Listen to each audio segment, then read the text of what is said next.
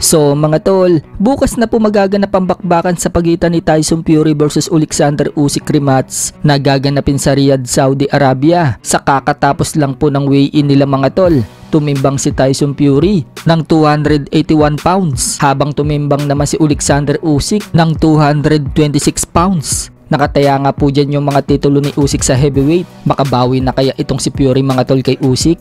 Matatandaan mga tol na tinalo po ni Usyk itong si Fury via split decision sa unang laban nila nito lang buwan ng May. Muntik-muntikan pa nga po manakaut ni Usyk itong si Fury sa round 9 pero natapos po ang round 12 at umabot sa decision yung laban. Asahan po natin na magiging maingat na itong si Fury mga tol sa laban nila bukas at hindi siya magpapakumpiyansa. Baka tuluyan kasi siyang manakaut mga tol kay Usyk. Samantala sa face-off naman nila kahapon, matatandaan na nagkasagutan po yung dalawa at tumagal po ng 11 minutes yung titigan nila mga tol bago sila mapaghiwalay. Banat nga po dyan ni Fury mga tol kay Usyk, pagre-retiruhin umano niya itong si Usyk, pagpipira-pirasuhin daw niya itong si Usyk, tinawag pa nga niya itong maliit na pangit na mukhang dagang bastos. Buwelta naman ni Usyk kay Fury, wag daw siyang matatakot.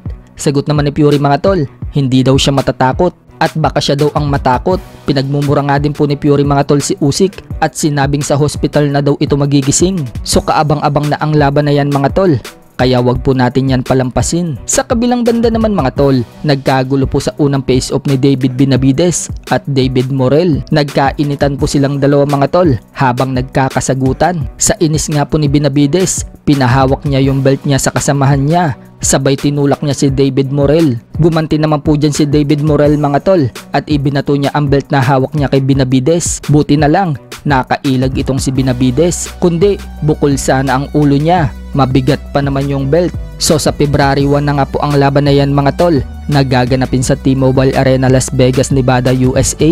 Sa ibang banda naman mga tol, binunyag po ng CEO ng Top Rank na si Bob Arum na inalok umano niya si Devin Haney na labanan ang bata niyang si Teofimo Lopez. Subalit tinanggihan umano ni Devin Haney na labanan si Teofimo Lopez. So hindi natin alam mga tol kung bakit tinanggihan ni Devin Haney itong si Lopez. May mga nagsasabi na mababa daw kasi ang offer kay Haney kaya tinanggihan daw ito. Bumaba po kasi ang market value ni Devin Haney mga tol mula nang pabagsakin siya ng ilang beses ni Ryan Garcia. May mga nagsasabi naman mga tol, baka makipag-rematch na lang daw si Devin Haney kay Ryan Garcia. Sa latest training po kasi ni Devin Haney mga tol, pinapatibay niya ang kanyang depensa para hindi matamaan ng left hook. Matatandaan po kasi mga tol na left hook ni Garcia ang nagpabagsak dito kay Haney. So tingnan na lang po natin mga tol kung sino ang makakalaban ni Devin Haney. Samantala, pinagtripan naman po ni Ryan Garcia ang mukha ni Devin Haney. Ginawa niya itong baby at tinawag ni Garcia na anak daw niya yan.